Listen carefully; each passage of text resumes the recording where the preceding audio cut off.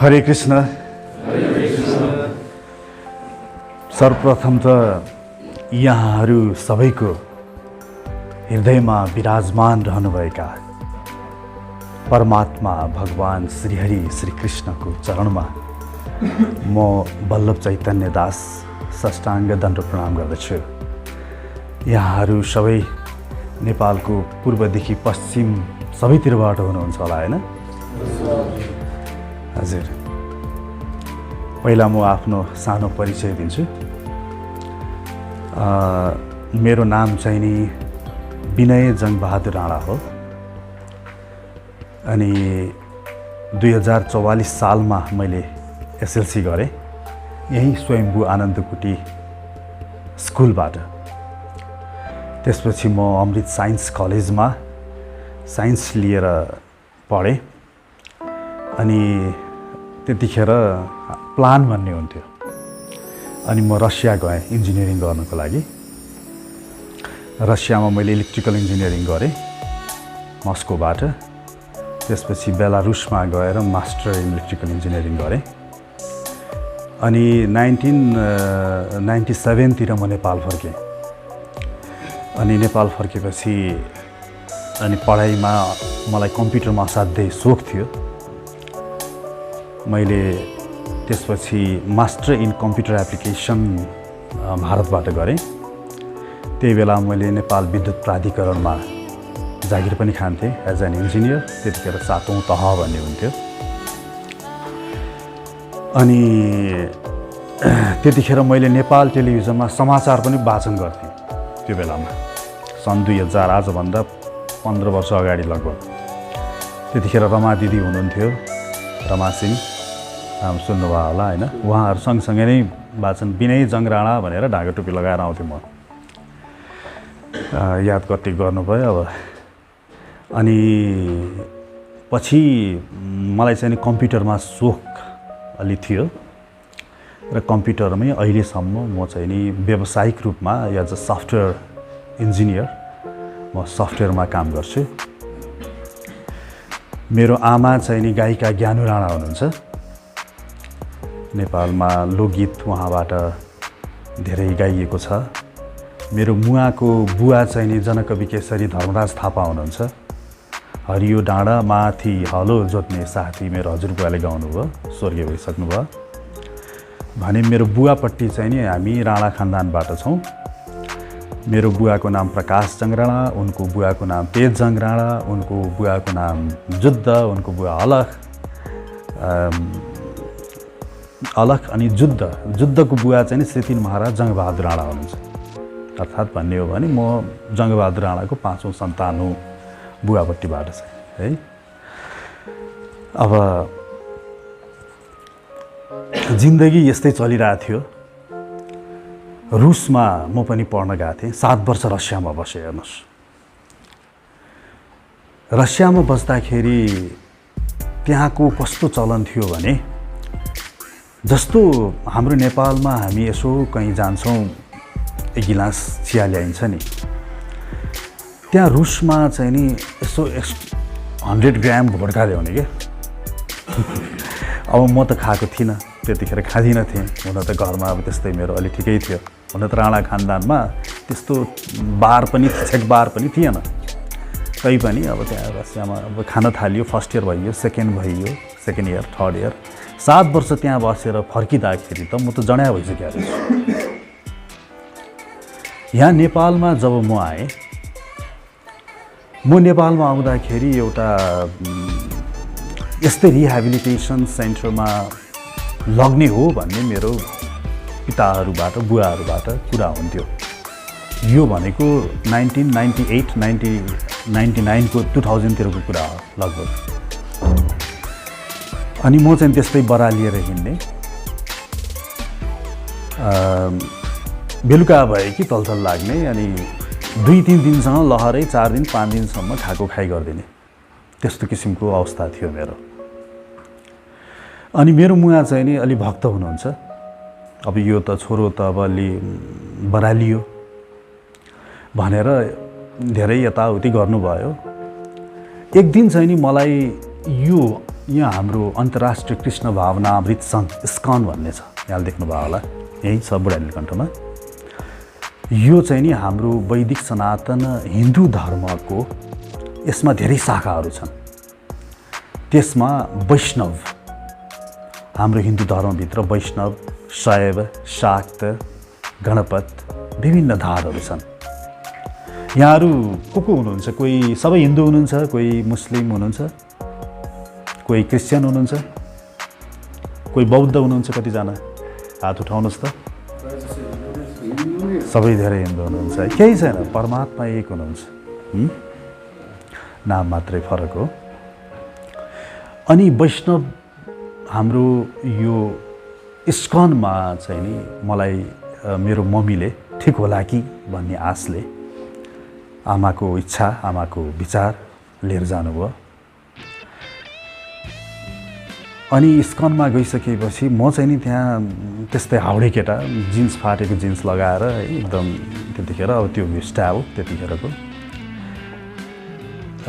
म त्यहाँ जाँदाखेरि त्यो टुपी पालेको मान्छेहरू अब यस्तै मैले लगाए जस्तै ड्रेसिङमा म छक्क परेँ, यो के हो, यो कहाँ आइपुग्यो? मलाई पहिला कुरा हाँस उठ्यो भने।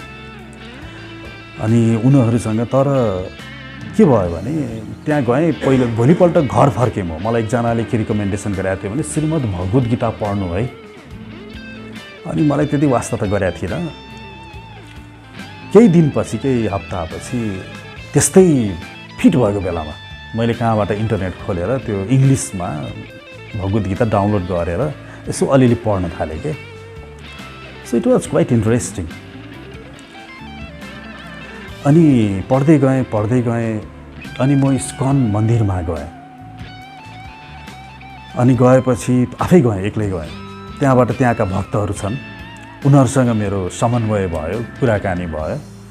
अनि जसलाई मैले उडाएको थिएँ टुपी लगाएको भनेर, टुपी पाल्या भनेर, कुरो त ठिक गर्छन् बा, यसो सोचेर हेर्ने हो भने मैले के देखेँ भने म त महासतही रहेछु के।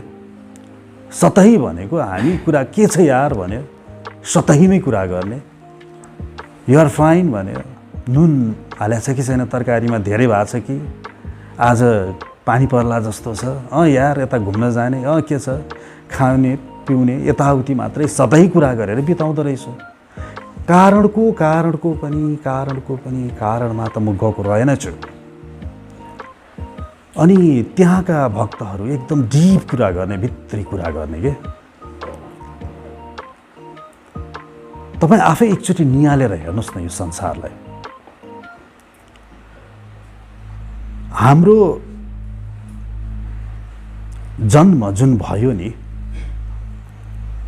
तपाईलाई यो शरीर दियो हैन, सानो थियो पहिला, बिस्तारै ठुलो भयो, अनि अहिले यस्तो भएको छ, यो अझै वृद्ध हुन्छ। तपाईलाई तपाईको माता पिता दियो, तपाईलाई घर दियो, तपाईलाई सम्पत्ति पनि दियो होला।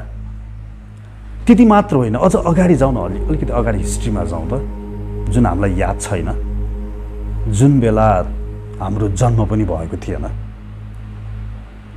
हाम्रा माता पिता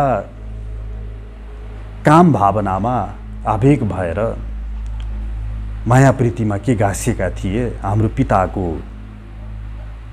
वीर्य र आमाको रज त्यो मिल्न गएछ, उनीहरूलाई थाहा पनि छैन।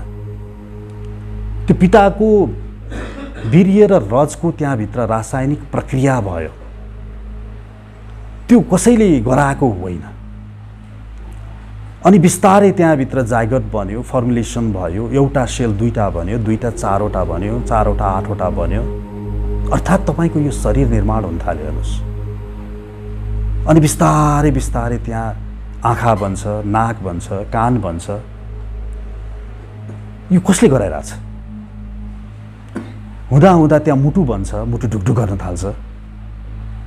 9 महिनासम्म यसरी तपाईको शरीर त्यहाँभित्र निर्माण हुन्छ।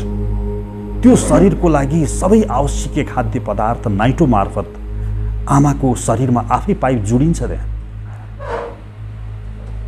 यो कसले गरिरहेछ? अनि 9 महिना जसै हुन्छ, तपाईँ वायु वेगले त्यहाँबाट कुनै एउटा शक्तिले धकालिनुहुन्छ र बाहिर आउनुहुन्छ यो संसारमा। अनि जसै बाहिर आउनुहुन्छ तपाईको माताको स्तनमा दूध पनि ठ्याक्कै आइपुग्छ।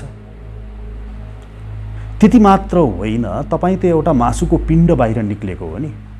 त्यो 9 महिना गर्भमा के राखेकी थिइन् माताले, त्यो माताको हृदयमा तपाईको लागि प्रेम यसरी उम्लिन्छ कि तपाईको लागि तपाईको पिता ज्यान दिन तयार हुन्छन् तपाईको रक्षाको लागि। एकपल्ट पशुलाई हेरौँ न, त्यो पशुलाई त बुद्धि छैन नि मेरो भुँडीमा बच्चा पलिरहेको छ भनेर, तर जसै त्यो पशुको बच्चा बाहिर निस्किन्छ, कुकुरको बच्चा चलाउन जानुस् त, बाघको बच्चा यसो छुन जानुस् त, मारिदिन्छ त्यसले। त्यो केही न केहीको एउटा मासुको पिण्ड बाहिर निस्केको हो। त्यो रातारात त्यो निस्किने बित्तिकै त्यस्तो प्रेम त्यो पशुमा कहाँबाट आयो? शङ्का छैन यहाँ। त्यो पशुले प्रेम गरे हो, माताको प्रेम हो कि त्यहाँभित्र हालिदियो बाहिरबाट? पशुलाई हेर्नुहोस् त। अनि फेरि यदि हालिदिएको होइन जस्तो लाग्छ भने फेरि झिकिन्छ पनि। जसै त्यो पशु वयस्क हुन्छ नि, त्यो आमाले त्यो आफ्नो छोरोलाई चितुवाले, कुकुरले अथवा बाघले ठ्याक्कै छोडिदिन्छ। वयस्क हुने उसले आफ्नै हात खुट्टाले आफ्नो जीविकोपार्जन गर्न सक्ने सामर्थ्यता उसको बच्चोले पाउने बित्तिकै ठ्याक्कै छोडिदिन्छ। भन्दाखेरि के देखिन्छ भने त्यो माया प्रीति जुन तपाईको रक्षाको लागि हालिदियो नि माता पिताभित्र, त्यो पनि कृत्रिम कोही बाह्य शक्तिबाट हालिया जस्तो देखिन्छ। मनुष्यमा चाहिँ नि त्यो जुन बाहिरबाट हालियो त्यो पछि पनि देखा यस कारण परेको हो कि त्यो मनुष्य आसक्तमा हुन्छ। तर पशु नेचुरल हुन्छ, प्राकृतिक हुन्छ, उसले जे छ त्यही देखाइदिन्छ। पशुमा त स्पष्ट देखियो। फेरि माताको त्यो दूध त्यो आफै सुक्छ जसै तपाईँ बाह्य खाद्य पदार्थ खान पचाउन लायक हुनुहुन्छ। यो कसले गरिरहेछ भन्नुहोस् त बन्दोबस्ती? त्यति मात्र कहाँ हो र? तपाईँ जसै बाहिर निस्किनुहुन्छ, भित्र बस्दा माया आमाको शरीरसँग जोडिएको त्यो नाइटोबाट जोडिएको पाइपबाट तपाईँ खानुहुन्थ्यो भने बाहिर आउने बित्तिकै तपाईँको लागि भित्र शरीरभित्र हजारौँ पाइपहरू आपसी आप निर्माण हुन्छ। तपाईको लागि बाह्य संसारमा अक्सिजन एकदम ठ्याक्कै पारेर राखिएको छ। त्यो अक्सिजनको कन्सन्ट्रेसन लगभग 18% हुन्छ। त्यो सधैँ त्यति नै रहिरहन्छ। यो वायुमण्डलमा जति हावा छ नि, यसमा 80% नाइट्रोजन हुन्छ, 18% जति अक्सिजन हुन्छ, बाँकी अन्य ग्यासहरू हुन्छ। त्यसको कन्सन्ट्रेसन कहिले पनि परिवर्तन हुँदैन। जसरी हुन्छ प्रकृतिले मिलाइरहेछ, त्यति नै बनाइरहन्छ। भनिन्छ बोट बिरुवाले कार्बन डाइअक्साइड फाल्छ, तर यहाँ कति काट्छौँ तै पनि त्यहाँ मिलाइरहेछ उसले।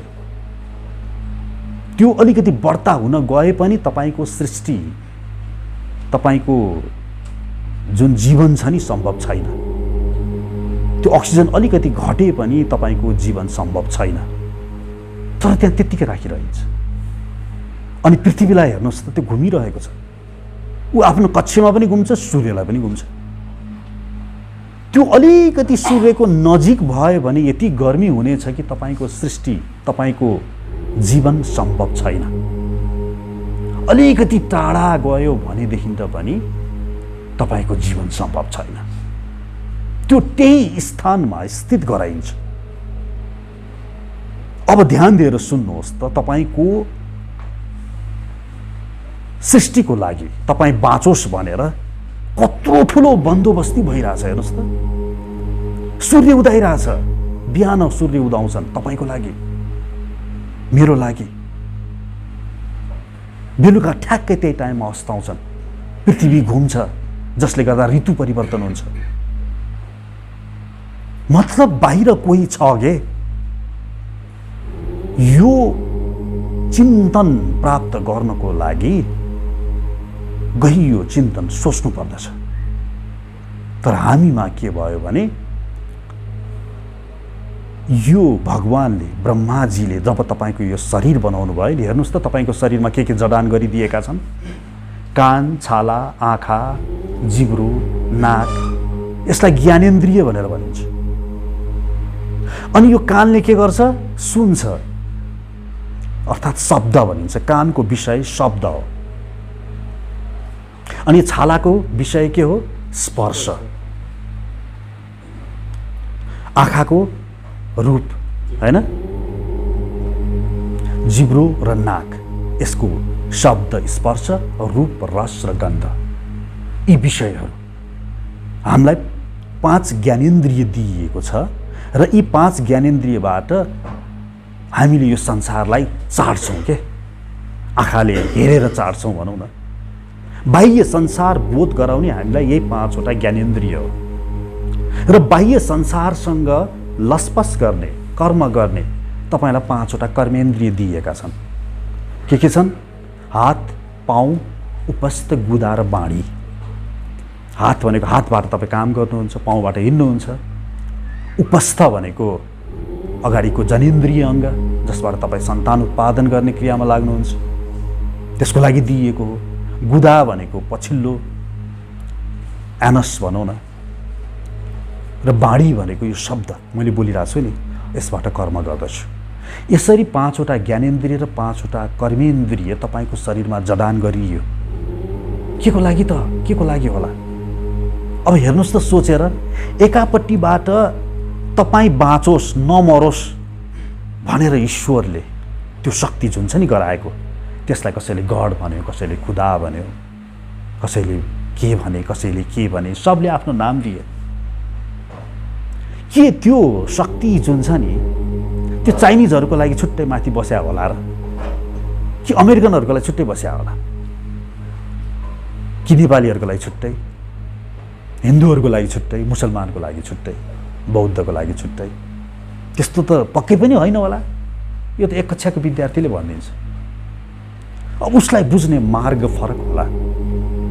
त्यही जहाँ अब एउटा अङ्गुरलाई म अङ्गुर भन्छु, उसले ग्रेप्स भन्छ, अर्कोले के नाम दिन्छ। त्यही सूर्य त सूर्य एक हो नि, पृथ्वीभरि उदाउने अस्ताउने। हामी सूर्य भन्छौँ, कसैले सन भन्छ, रसियनहरूले सोन्सा भन्छ। त्यसरी नाम फरक अवश्य पनि हुन सक्छ, तर त्यो त एक छ नि। त्यसैले हिन्दू धर्मशास्त्रमा के भनिन्छ भने एको देव सर्वभूतेषु गूढः। त्यही एक देव छन् जो सबैको हृदयमा गूढ भएर अवस्थित भएर बसेका छन्। त्यही एक देव, उनलाई कसैले के भनेर बोलाउँछन्? अब विचार गर्नुहोस्। त्यो तपाईको इतिहास मैले अघि भने, त्यो तपाईलाई अहिले स्मरण छैन। तर स्मरण छैन भन्दैमा त्यो नभएको त होइन क्यारे? त्यस्तो त भएकै थियो। तपाईँ आमाको पेटमा थियो क्यारे? बाहिर निस्केको पनि हो क्यारे? तपाईँले आमाको दुध पनि खाएको हो क्यारे?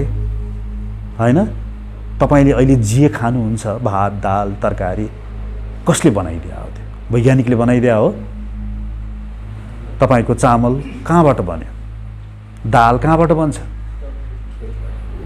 अनि खेतमा उमारिदिने कसले हो? मान्छेले त मेहनत गर्ने हो। उम्रिन्छ कसरी?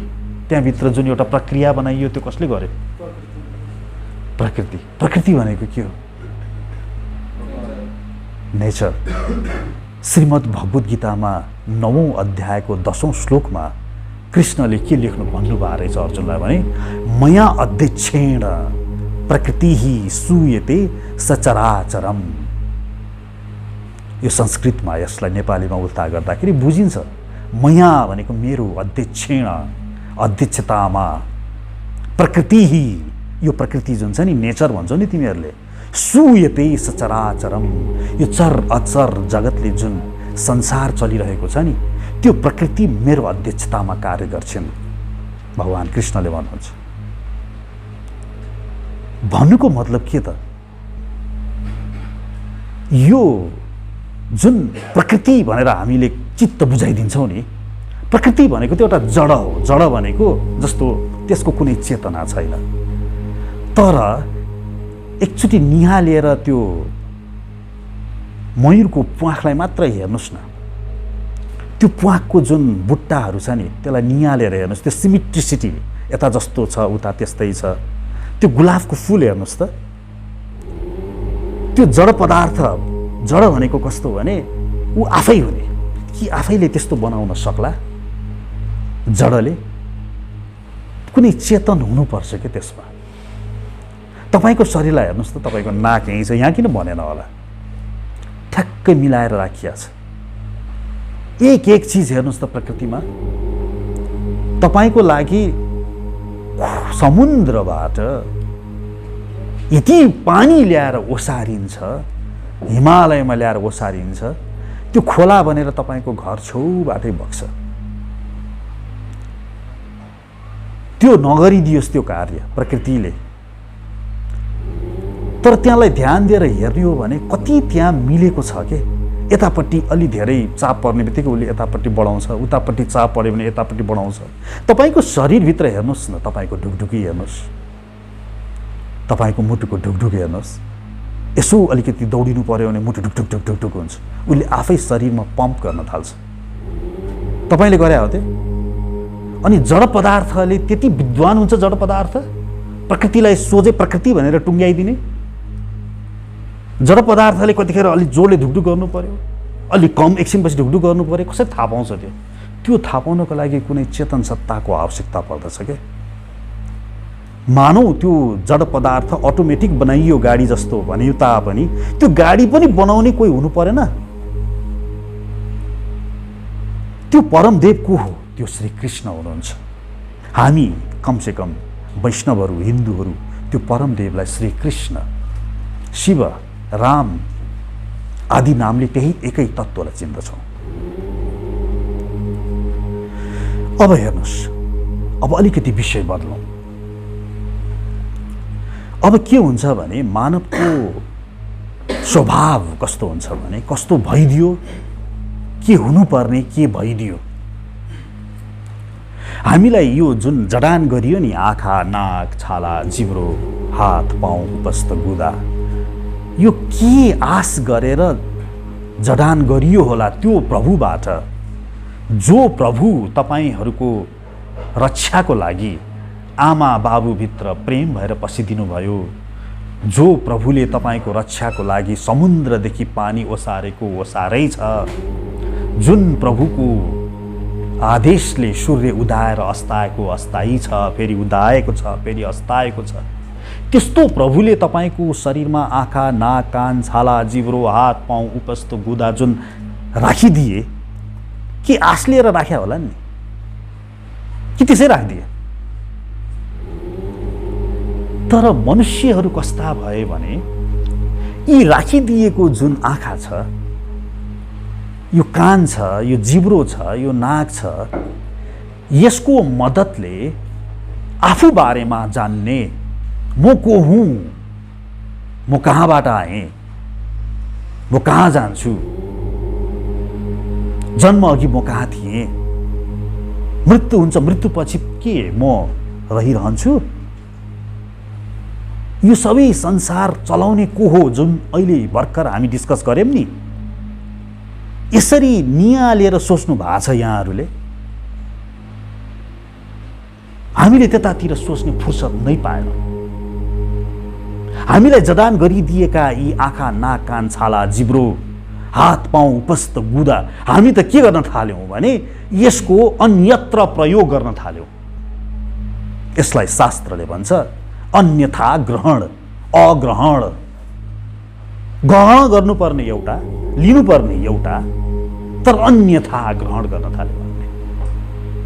चक्कु हुन्छ नि, चक्कुको वास्तविक काम कसैलाई दियो, तरकारी काट्नलाई दियो के, तर त्यसले चक्कुको वास्तविक कार्य के हो त्यो नै बुझेन।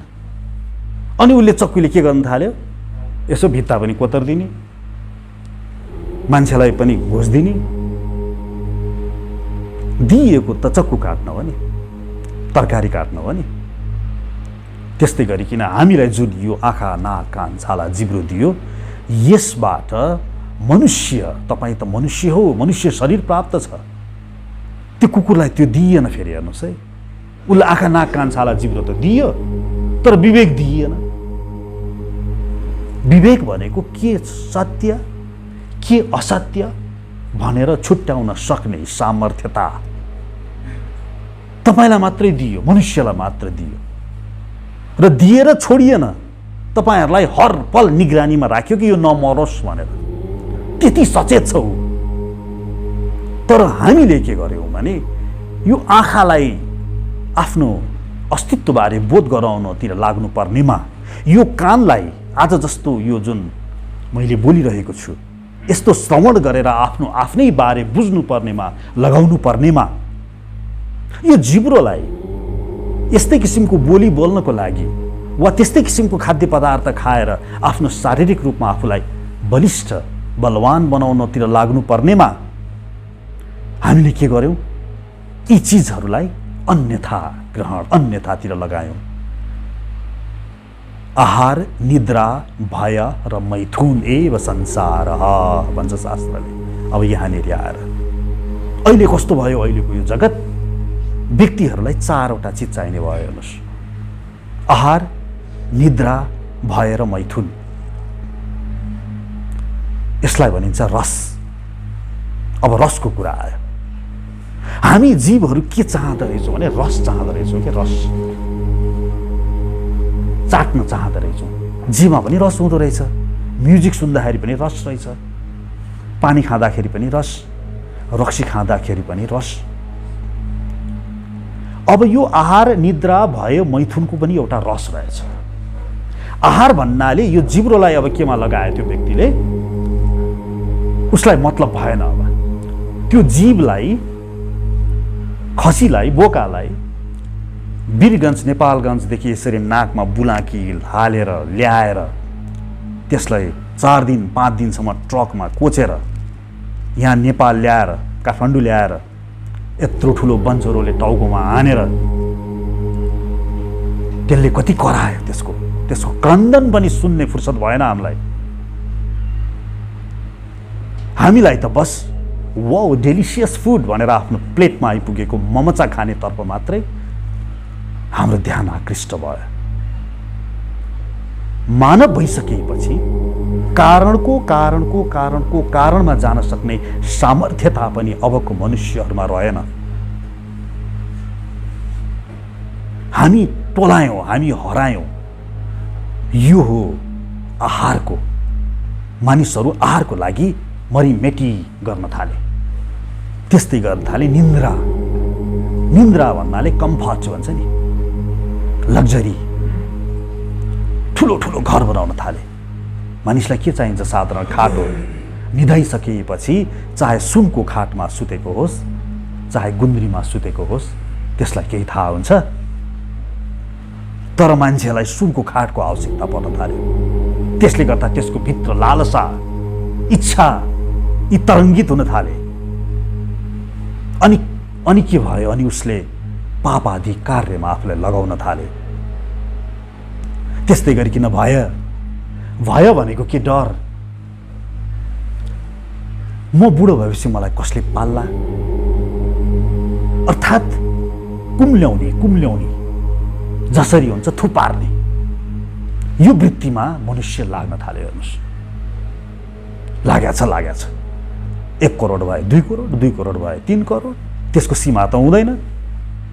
1 अरब पुगे पनि उसलाई सन्तुष्टि छैन।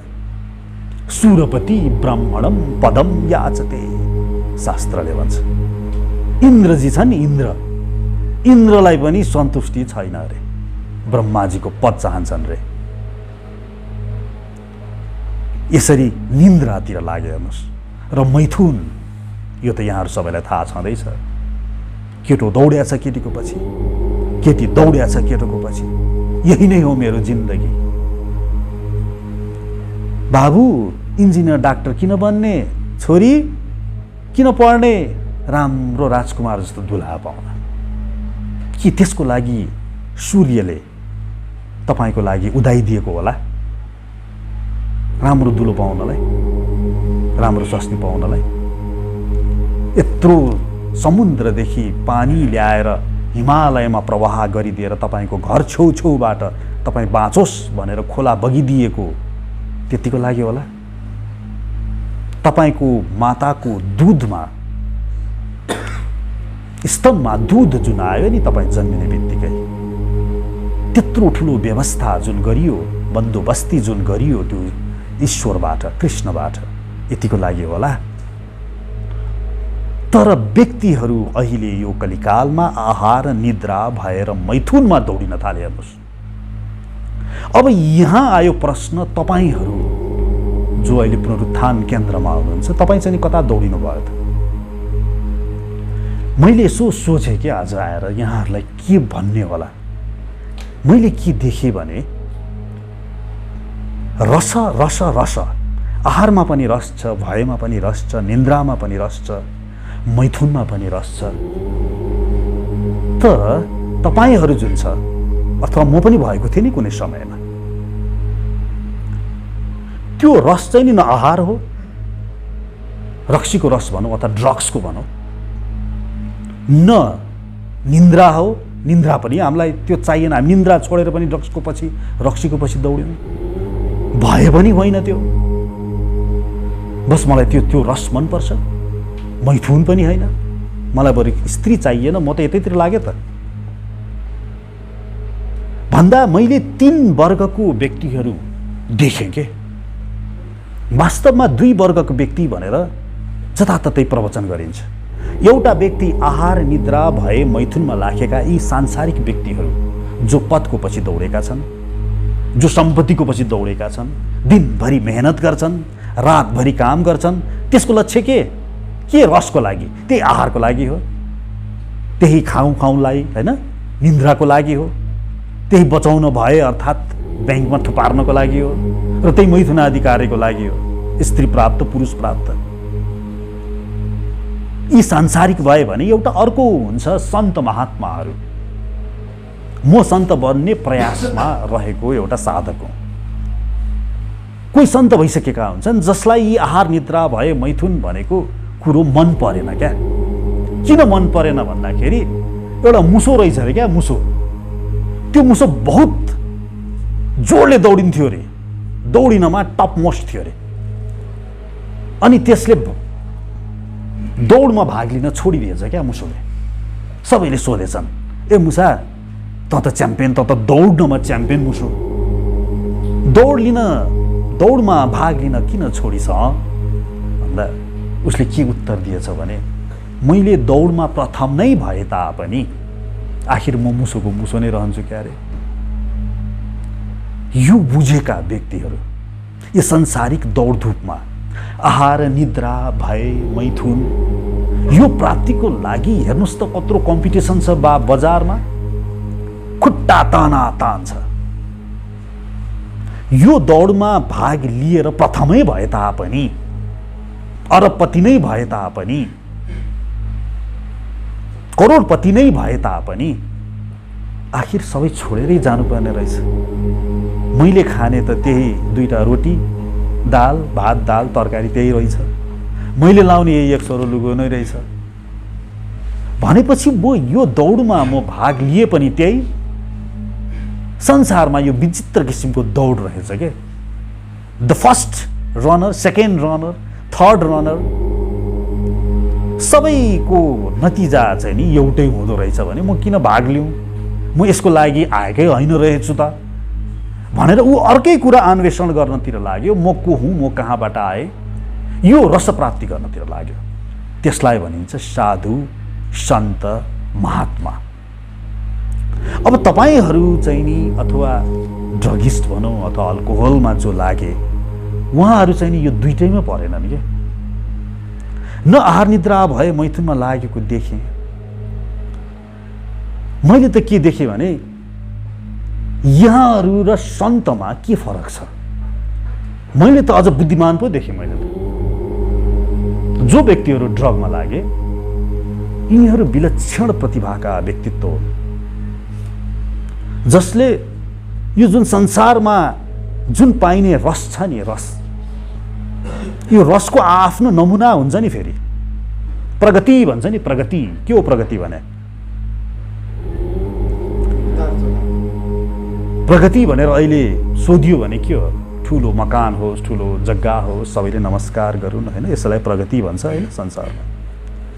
एउटा गिद्धलाई गरे, गिद्ध प्रगति भने के हो भनेर सोध्यो भने गिद्धले के उत्तर देला? ध्यान दिएर उसले के भन्ने छ भने त्यो अर्को गिद्धले सिनोमा 4 किलो यति धेरै मासु लुच्न सफल भयो, तर मैले त यति मात्रै लुचेँ, म त लुच्नै सकिनँ, त्यसले धेरै प्रगति गर्यो। त्यो गिद्धको झुन्डको परिभाषाले के भन्छ भने जसले धेरै सिनोबाट मासु लुच्न सफल हुन्छ त्यसले सबैभन्दा प्रगतिवान त्यही हो। कुकुरलाई गरे, कुकुर प्रगति भने के हो भनेर सोध्यो भने त्यो कुकुरले के भन्ला? हेर त त्यसको त ठुलो इलाका छ, मेरो त सानो छ, त्यसको त कुकुरनी पनि थुप्रै छ, मेरो त 2टा मात्रै छ, त्यसको आवाज पनि ठुलो जोडले भुक्छ, म त भुक्न पनि सक्दिनँ। अब त्यहाँ कुकुरहरूको बिचको झुन्डमा गएर तपाईँ बस्नुभयो भने त्यहाँ हारा लुच्छ प्रगतिको लागि, र तिनीहरूको प्रगतिको परिभाषा त्यही छ, ठुलो इलाका बनाउने, धेरै कुकुर नि राख्ने। मनुष्यमा पनि त्यही हो। हामी मनुष्यहरूको यो जुन अहिलेको छ यसलाई 3 वर्गमा विभाजित गरिन्छ। हेर्नुहोस्, सतोगुणी, रजोगुणी, तमोगुणी भनिन्छ।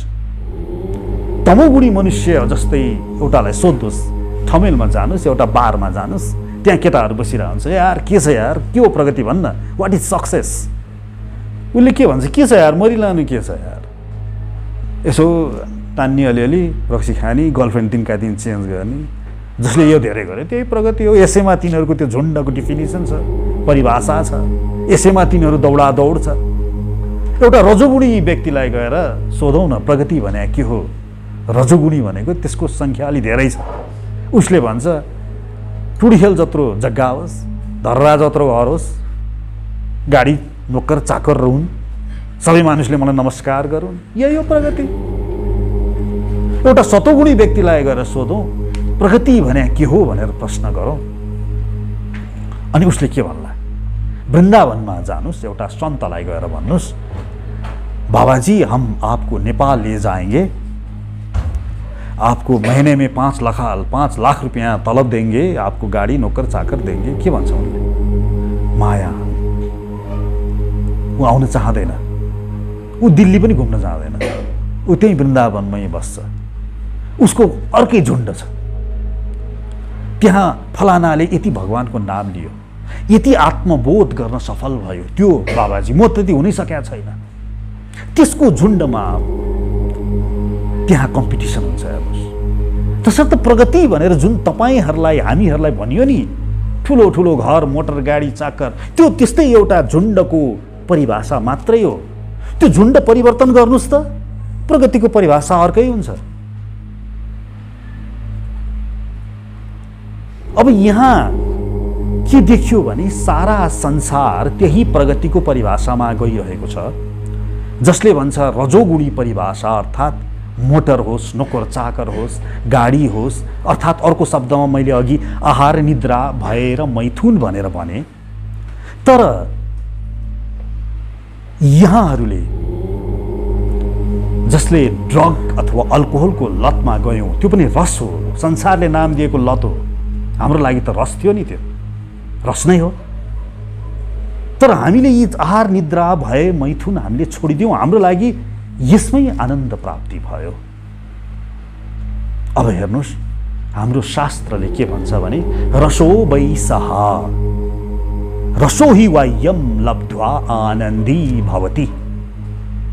त्यो भनेको के भने हे मनुष्यहरू, त्यो रस चाख है, रस पत्ता लगाऊ। तिमी रसका धेरै नमुनाहरू छन्, तर तिमी यस्तो रस चाख जुन परम हो, जुन नित्य छ। त्यो रस लिएपछि फेरि लिनु पर्दैन अरे। एकचोटि आनन्द लिएपछि आनन्द आए हुन्छ अरे। त्यो ज्ञानमय रस छ अरे, त्यो रसलाई आनन्द भनिन्छ अरे, परमानन्द। त्यो रस लिया, रसो वै सः भनेर यसो सः भनेको त्यो भन्दियो। रसो हि वाय्यम लब्ध्वा, त्यो रस लिएपछि लब्ध्वा आनन्दी भवति, आनन्द हुन्छ। अब हेर्नुहोस्, यो चेतना स्तरको कुरा गरौँ। त्यो तल्लो चेतनाको व्यक्ति यी आहार निद्रा भए मैथुनमै लाग्यो, तर तपाईँहरू पक्कै पनि त्यो तल्लो चेतनाको होइन रहेछ, त्योभन्दा माथि उठेको रहेछ, जसलाई यो आहार निद्रा भए मैथुनको रसले तान्न सकेन। तसर्थ जसले ड्रगतिर लागेको छ अथवा अल्कोहलतिर लागेको छ, पक्कै पनि ती व्यक्तिहरू बुद्धिमान व्यक्ति हो। ती साधारण जुन संसारिक मनुष्यहरू छ, जो पदको पछि दौडिरहेको छ, जो स्त्रीको पछि दौडिरहेको छ, जसले त्यसैलाई नै प्रगति भनेर परिभाषा दिइरहेको छ, ती भन्दा तपाईहरू पक्कै पनि उच्च चेतनाका हुनुहुन्छ। अब त्यहाँ आएर चाहिँ नि अलिकति कुरो मिलेन। हेर्नुहोस् के भइदियो त भने, शास्त्रले जुन रसो वैशः भनेर त्यो परम तत्त्व ईश्वरको रस ल्याऊ भन्ने ठाउँमा यहाँको चेतना, हाम्रो चेतनाले के गरिदिएछ भने, रस त लिन चाहन्थ्यौँ, हामीले ईश्वरीय रस नै चाहन्थ्यौँ, परम आनन्द नै चाहन्थ्यौँ, परम सुख नै चाहन्थ्यौँ। तर अहिलेको वैज्ञानिक युग भनौँ कि के युग भनौँ, यिनीहरूले बनाइदिएको ती कृत्रिम, भगवानले तिमीलाई अङ्गुर खाऊ भनेर अङ्गुर बनाइदिएका हुन्, तर त्यो अङ्गुरलाई कुहियाएर रक्सी बनाउने यी मानव भए, बदमास भए।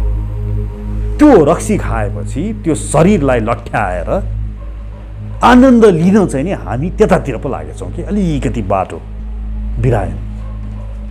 यो संसारिक मान्छेभन्दा त माथि उठ्यौँ, तर उठेर अझै सन्त महात्मा जस्तो हुनुपर्ने ठाउँमा, वास्तविक ईश्वरीय रस लिनुपर्ने ठाउँमा हामी अलिकति त्यहाँ चुक्यौँ। हामी अलिकति यो बाह्य शरीर, स्थूल शरीर भन्छ यसलाई, यो शरीरभित्र तपाईँ बस्नु भएको छ, तपाईँ आत्मा स्वरूपमा हुनुहुन्छ। यो बाह्य शरीर मर्छ, तर हामी भित्र जो बसेका छौँ, हाम्रो कहिले पनि मृत्यु हुँदैन। गीतामा भगवान कृष्णले भन्नुहुन्छ, न जायते म्रियते वा कदाचन नायम भूत्वा भविता वा भूयः अजो नित्यः शाश्वतो यम पुराणो न हन्यते हन्यमाने शरीरे। श्रीमद् भगवद गीता दोस्रो अध्यायको 20औं श्लोकमा भगवान कृष्णले भन्नुहुन्छ, हे मनुष्य, तिमीहरूको न जायते म्रियते वा कदाचन, न तिमीहरूको कहिले जन्म भएको छ, न कहिले मृत्यु हुन्छ। यो शरीर मात्रै हो जन्म लिएको, र मर्ने पनि यो शरीर हो, बुढो हुनु पनि यो शरीर हो, रोगी हुने पनि यो शरीर हो। तर तँ चाहिँ जुन त्यहाँभित्र बसिरहेछस् नि, शरीरभित्र बस्ने तँ, तेरो जन्म हुँदैन। नायम भूत्वा भविता वा न भूयः अरे, तँ जो त्यो शरीरभित्र बसिरहेको छस्, तँ पहिला थिस् अहिले छैन भन्ने पनि होइन अरे, भविष्यमा हुनेछस् अहिले छैन भन्ने पनि होइन अरे। तँ पहिला पनि थिस्, भूतकालमा पनि थिस्, वर्तमानमा त देखि नै रहेछ, र भविष्यकालमा पनि हुनेछस्, तर यो शरीर चाहिँ नि हुने छैन। न हन्यते हन्यमाने शरीरे, हन्यमाने भनेको मर्नु, यो शरीर मर्छ, तर त मर्ने छैनस्। अनि के हुन्छ, मर्दाखेरि के हुन्छ भन्दा भगवानले भन्नुहुन्छ, जीवनकालभरि तँलाई यी जुन इन्द्रिय जडान गरियो, आँखा कान छाला जिब्रो नाक, यसबाट तैँले आफ्नो बारे बुझ्छस्। हात पाउ उपस्थ गुदा यी जुन कर्मेन्द्रियहरू दिए, यसबाट कर्म गर्छस्, र त्यस अनुसार यो प्रकृतिमा भएको सतो रजो र तमो गुणसँग त खेल्छस्। खेल्दै जान्छस्, तेरो अन्तर हृदयमा त्यस्तै किसिमका गुणहरू बन्न थाल्दछ, र त्यो गुणलाई प्रकृति माताले केलाउँछन् जसै तपाईँले शरीर त्याग गर्नुहुन्छ। अब तपाईँको शरीरभित्रको गुण कस्तो भयो त? हेर्नुहोस् है, यो मनुष्यको शरीर विचित्र छ। कुकुर भने कस्तो हुन्छ भने, पशु शरीरलाई भोग योनि भनिन्छ। हेर्नुहोस्, मनुष्यलाई कर्म योनिको शरीर भनिन्छ। भोग योनि भनेको के भने, कुकुरले कहिले पनि आत्महत्या गर्न सक्दैन। हेर्नुहोस्, कुकुरले रक्सी खाँदैन, कुकुरले जे बनाइयो, प्रकृतिले जस्तो बनाइदियो त्यस्तै जन्मिँदाखेरि पनि त्यस्तै हुन्छ, मर्दाखेरि पनि त्यही हुन्छ। त्यसलाई च्यातेर हेर्ने भने त्यो भित्रको कुकुरत्व नै रहिरहन्छ के। त्यो जस्तो कुकुर थियो त्यो देख्ने, त्यो भुक्ने, त्यो परिवर्तन हुँदैन। कुकुरले कहिले पनि म्याउ गर्दैन, उसले सधैँ त्यसको बानी त्यस्तै रहन्छ, बिरालोको त्यही रहन्छ, त्यही भोगमा रहन्छ। तर मनुष्य चाहिँ नि कस्तो हुन्छ भने बाह्यबाट मनुष्य शरीर हो, तर च्यातेर हेर्ने हो भने, तपाईँको छाती च्यातेर त्यो भित्र हेर्ने हो भने कोही कुकुर जस्तो हुन्छ, कसैले देखे कि भुगु भुगु लाग्ने, कोही बिरालो जस्तो हुन्छ, कोही हात्ती जस्तो हुन्छ, कोही बाघ जस्तो हुन्छ, बाहिरबाट हेर्दाखेरि मात्रै। किनभने मनुष्यले जे पनि गर्न सक्छ, मनुष्य जे कर्म गर्न पनि स्वतन्त्र छ। कुकुर बिरालोहरू त्यसमा स्वतन्त्रता छैन तिनीहरूलाई। मनुष्यहरूले अङ्गुरलाई कुयाएर बनाइएको त्यो जुन रक्सी छ, अङ्गुर त खानलाई दिएको हो नि, त्यो पनि खान सक्छ। मनुष्यले चाह्यो भने आत्महत्या पनि गर्न सक्छ, मनुष्यले चाह्यो भने जे पनि गर्न सक्छ, आफ्नै बिस्टा पनि उसले चाह्यो भने खाइदिन सक्छ, जे पनि गर्न सक्न स्वतन्त्र छ। यस्तो स्वतन्त्रको यो मनुष्य शरीर जुन छ, त्यसैले प्रकृतिले जुन हेर्छ नि, मैले भनेको जुन गुणको कुरा गरेँ, अब त्यसलाई हाम्रो भाषामा हेर्दाखेरि छाती च्यातेर हेर्छ तपाईँ, जसै तपाईँको मृत्यु हुन्छ। अब त्यसले जीवनकालभरि त्यो भित्र छाती च्यात्दाखेरि कुकुर जस्तो छ कि त्यो, कि सुँगुर जस्तो छ? कुकुर जस्तो देखे कि कसैलाई देखे कि भुक्दिने, देख्नै नहुने मान्छेलाई पिड्दु लाग्ने होला, कसैलाई चाहिँ नि जतिखेर नि खाउ खाउ मात्र लाग्ने, कसैलाई चाहिँ नि होला फेरि एकदम स्त्री प्रेमी अथवा पुरुष प्रेमी बाँदर जस्तो। प्रकृतिले त्यही हेर्छिन् तपाईँको भित्र कस्तो छ त्यो, र त्यसले जे बन्न चाहेको हो त्यो ईश्वर विधाता यति दयालु हुनुहुन्छ, त्यसलाई त्यही शरीर दिनुहुन्छ। हेर्नुहोस्, अर्थात् त्यो व्यक्ति कुकुर जस्तो त्यसको वृत्ति जीवनकालभरि त्यसले कमायो भने जसै मृत्यु हुन्छ त्यो कुकुर शरीरमा प्रवेश गर्छ।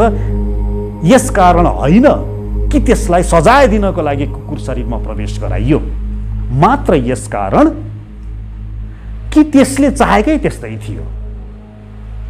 त्यसलाई एकदम खान रचना एकदम चाहिन्छ भने त्यसलाई सुँगुर शरीरमा पठाइन्छ। हेर्नुहोस्, यसकारण होइन कि त्यसलाई सुँगुरमा पठाएर सजाय दिनलाई पठाइयो, होइन, यसकारण कि त्यो सुँगुर जस्तै स्वाद मन पराउने त्यसको वृत्ति देखियो त्यहाँ, र त्यसलाई त्यही नै दिइयो भोग योनिमा। ल भोग गर त, तैँले यही चाहेको रहेछस्।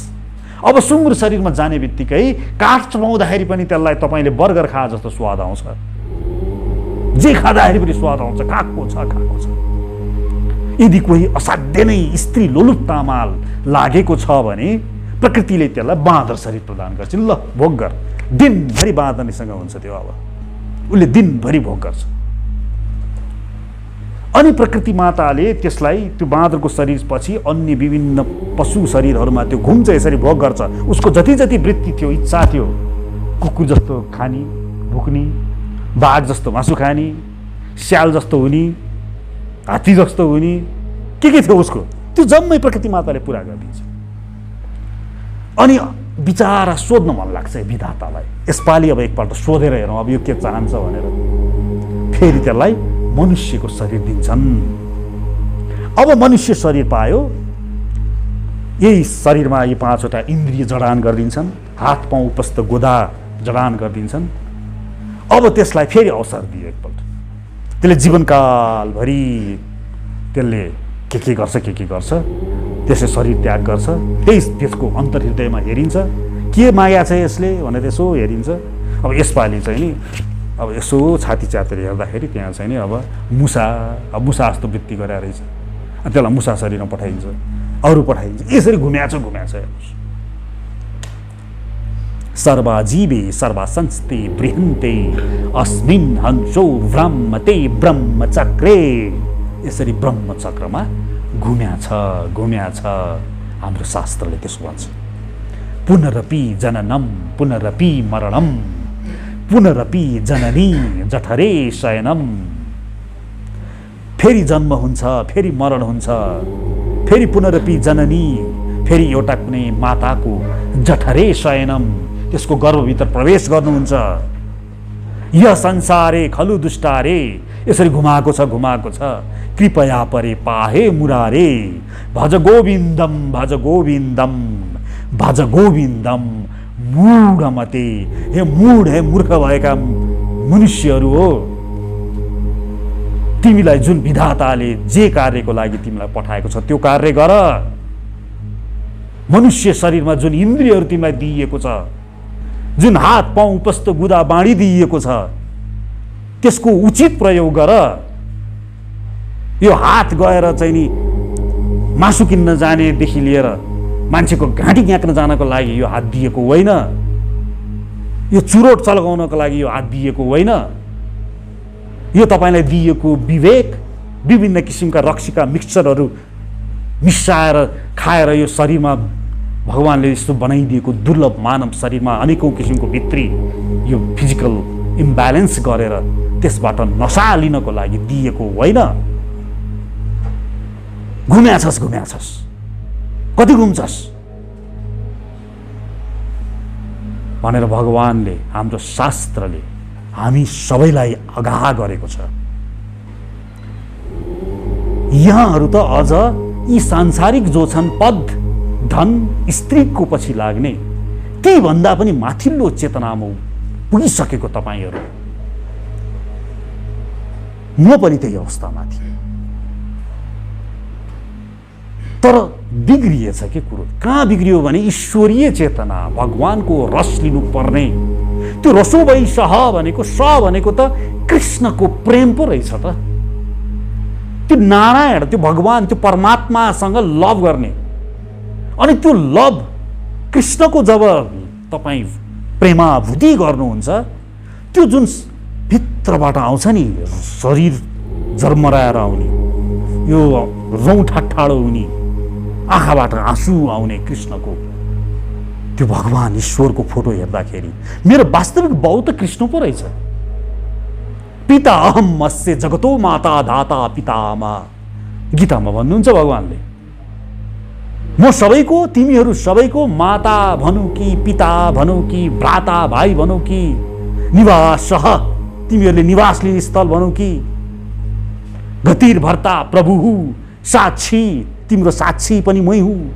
प्रभवः, तिमीलाई जन्म दिने मै हुँ। प्रलयः, तिमीहरूलाई यो शरीर बुढा भएर शरीरलाई समय पुरा गराइदिएर यो शरीरलाई त्याग गराउन लगाउने पनि मै हुँ। तर मान्छेहरूले के गरिदिए, भगवान ईश्वरलाई माग्ने भाँडो बनाइदिए। मन्दिरमा गएर माग्ने, हे भगवान मलाई धनी बनाइदियो। धनी बनाउनलाई काम, धनी हुनलाई काम गर्नुपर्छ। भगवानलाई पूजा गरेर धनी हुने होइन कहिले पनि। कसले सिकाउँछ यस्तो यस्तो उल्टो उल्टो कुराहरू? यो आध्यात्मिक प्रगति र भौतिक प्रगति भनेको फरक फरक कुरो हो। पूजा गरे भने ईश्वरमा शरणागतिको शक्ति बढ्दछ, तपाईको अहंकार घट्दछ। तपाईले ध्यान गरे भनेदेखि त तपाईको एकाग्रता वृद्धि हुन्छ, तपाईको भित्र बसेको ईश्वरको महसुस हुन्छ। ध्यान गरे भने, तपाईले जप गरे भनेदेखि त त्यो भगवानको सँग प्रेम लभ पर्न जान्छ। यही हो हुने। त्यसले गर्दा तपाईको के हुन्छ, भित्र इमानदारीता भन्ने तत्त्व, भित्री तत्त्व, त्यो वृद्धि हुने हो। तपाईको दया भन्ने वृद्धि हुने हो। भगवानको पूजा गरे भने, आध्यात्मिक भइयो भने, तपाईको भित्र कामना एकदम यो चाहियो मलाई, यो चाहियो, यो चाहियो, अमेरिका जानु छ, मलाई कार किन्नु छ, यो कम हुने हो। यसले शैतान भनेकै त्यही कामना हो। त्यसलाई ठाउँमा राख्नलाई ईश्वरको भक्तिले मद्दत गर्छ, त्यसलाई ठाउँमा राख्छ च्याप्पै पारेर। तपाईको क्रोध, तपाईको घृणा, त्यो सालेलाई देख्यो भने म काट्दिन्छु, यो घृणालाई त्यसले मत्थर पार्छ। अब यो भयो बित्तिकै के हुन्छ, तपाईको हुनसक्छ अफिसमा जानुहुन्छ होला, अनि तपाईँ त इमान्दार हुनुभयो। अब 4-5 वर्ष अध्यात्ममा लाएपछि अब तपाईँ ठग्नुहुन्न भन्ने तपाईँको भित्र पर्छ। तपाईँ अफिसमा राम्रो काम गर्न थाल्नुहुन्छ, अनि तपाईँको हाकिम तपाईँसँग प्रसन्न भएर तपाईँको प्रमोसन गरिदिन्छ होला। यसरी चाहिँ हुन्छ फेरि। मतलब अध्यात्ममा लाग्नुभयो, तपाईँमा इमान्दारिता बढ्यो, हाकिमले त्यो देखेर तपाईँको प्रमोसन गरिदियो, यो हुन्छ।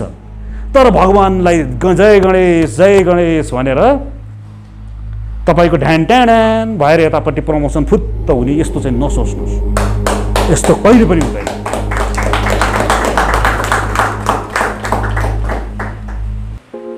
यही भयो मेरो जिन्दगीमा पनि।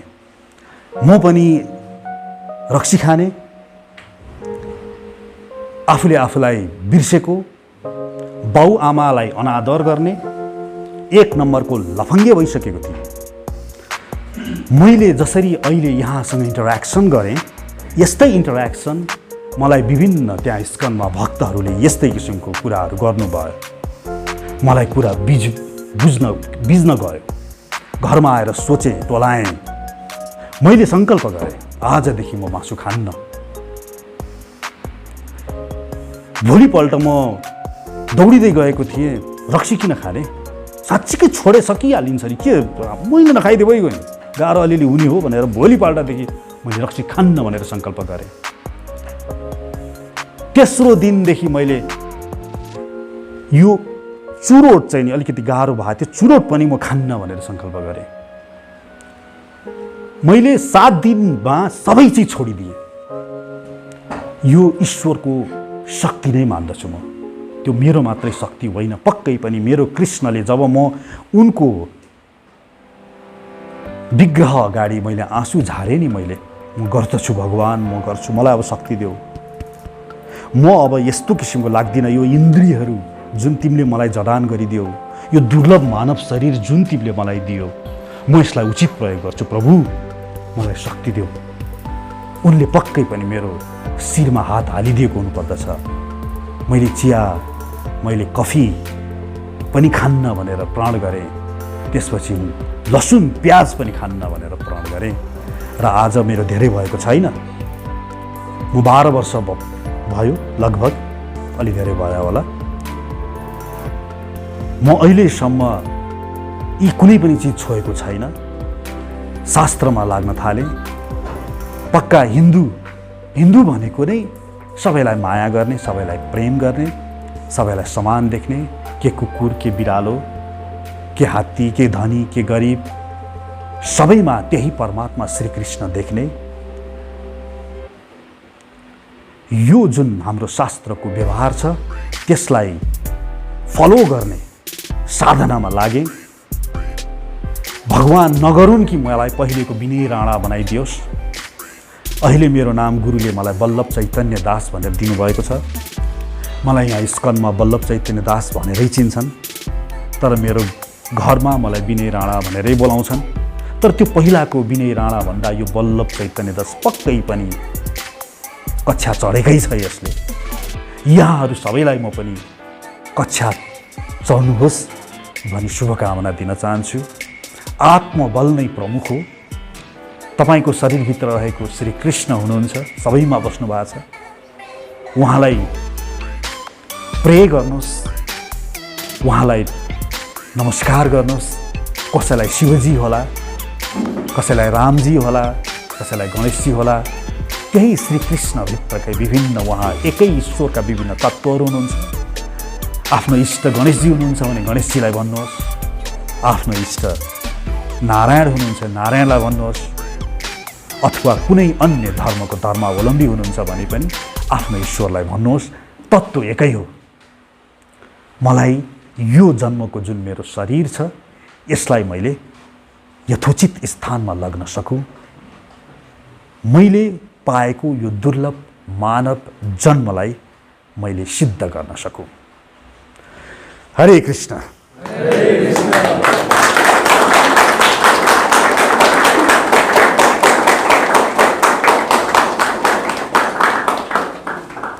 यहाँहरूलाई केही प्रश्न छ भने सोध्न सक्नुहुन्छ।